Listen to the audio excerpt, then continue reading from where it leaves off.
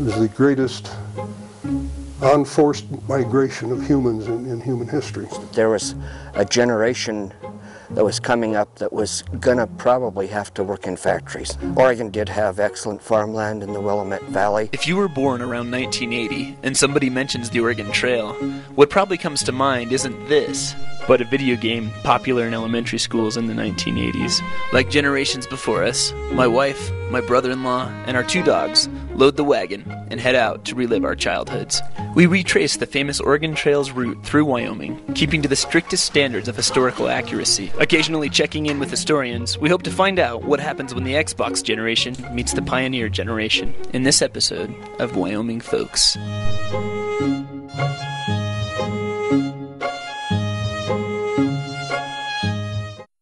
In trying to locate the right person to represent the Oregon Trail generation, I look for someone who's still in bed at noon. My brother-in-law, Sean, has spent most of his natural life on a computer. So, Sean.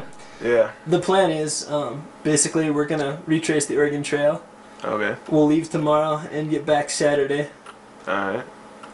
And, is that okay? Yeah, let me just clear my schedule. Alright, we're good. Let's do it. With that taken care of, I leave Sean to prepare for the long journey, while my wife and I load the wagon, seeking only the bare necessities. Hand sanitizer, toilet seat covers. Talking with historians gives us some insight into what people really did take on the Oregon Trail. The cooking utensils, the supplies, the tools. Man had a trade like a blacksmith or something, and they would always bring the tools of their trade. Repellent, insect block. Good. And I have heard stories about things like pianos and other heavy items that the immigrants realized how useless a big heavy implement like a piano or heavy furniture was. And in those days the trail was just lined with junk that people had thrown off the wagons. Remember, chests of drawers and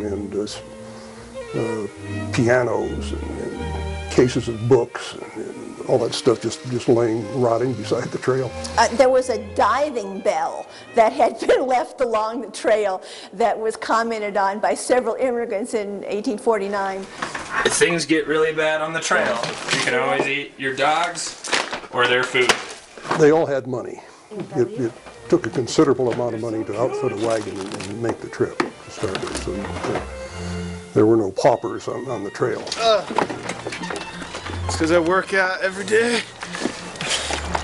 Wake up at the crack of noon. That there was a little bit of everything from various nationalities, various socioeconomic backgrounds. You know, a pretty good cross-section of America, I think, headed west on the Oregon, Mormon, California Trail.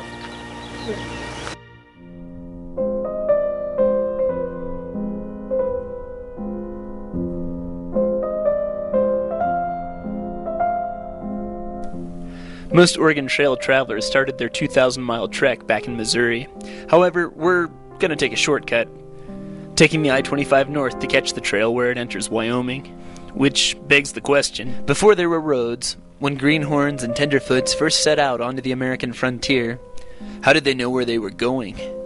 The Oregon Trail was a road, a very clear, obvious road. So as long as they stayed on the road, it probably was harder to get lost than not to get lost. At our first stop, we see just how narrow the road to Oregon could be. Believe it or not, these ruts in the rock were actually carved by the weight of thousands of wagons going westward, near present-day Guernsey, Wyoming. The rock there consists of a real soft, silty sandstone. It can almost be crumbled in your hands, and so over the years, the wagons basically carved these deep ruts. They were several feet deep as the wagons made this little passage over the rise there at the Guernsey ruts. Seeing the tremendous damage done to these rocks, we have to ask, how many people actually traveled the Oregon Trail? Well, the number could well have been closer to 500,000. After we leave the ruts, we encounter one of the first things everybody hated about the Oregon Trail game. Before reaching the relative comfort and safety of Fort Laramie, immigrants were forced to deal with the North Platte River. To learn more about why so many people died crossing rivers both in the game and in real life, the fine folks at the National Trail Center in Casper let us ride their wagon across their virtual river. Money, so in case you get dumped in the river. A lot of people couldn't swim, of course. And you were not only crossing yourself, you had to cross the livestock and the wagons. And it was a natural-made place for accidents. Well, and I mean, they had all their provisions. They had food and other provisions. You absolutely had to keep the flour dry. Basically caulk the wagon box